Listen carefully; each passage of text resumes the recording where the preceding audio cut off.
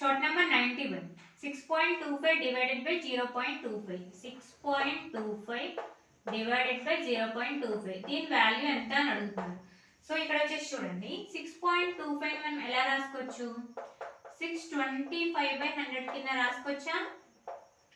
Next 0.25 ని 25/100 కింద రాసుకోవచ్చు. మీ రైట్ టు లెఫ్ట్ ఎన్ని డిజిట్స్ తర్వాత పాయింట్ అనేది ఉంది, 2 డిజిట్స్ తర్వాత.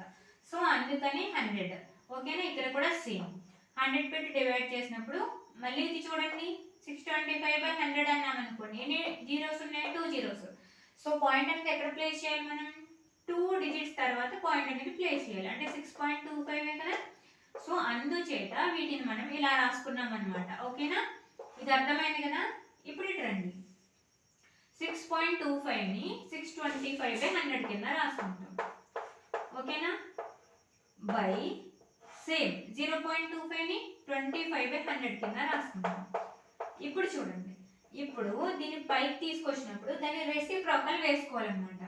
అంటే 65/100 into 625/100 into 100/25.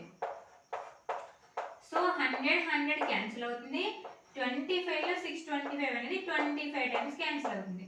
So answer is 25. అంటే 4th ఆప్షన్ అనేది రైట్ అవుతుంది. అర్థమైంది కదమ్మా. మనం ఇక్కడ 625 డివైడెడ్ బై 0.25 ఎంత అని అడుగుతున్నారు. 6.25 ని మనం 625/100 కింద రాసుకోవచ్చు. సేమ్ ఇక్కడ నేను అలానే రాసాను. ఇక్కడ బైలో 0.25 ఉంది కదా, దాన్ని ఎలా రాసుకున్నాం, 25/100 కింద రాసుకున్నాం.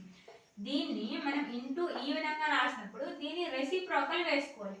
రెసిప్రోకల్ అంటే ఏం చేయాలి, దాన్ని తిరగేసి వేసుకోవాలి అనమాట. 25/100 కాస్త 100/25 అవుతుంది.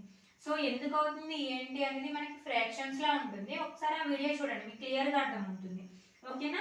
ఇక్కడ వచ్చేసి మన ఆన్సర్ ఎంత వచ్చింది, 25. అంటే 4th ఆప్షన్ అనేది రైట్ అవుతుంది. డౌట్ ఉంటే కామెంట్ చేయండి అమ్మా.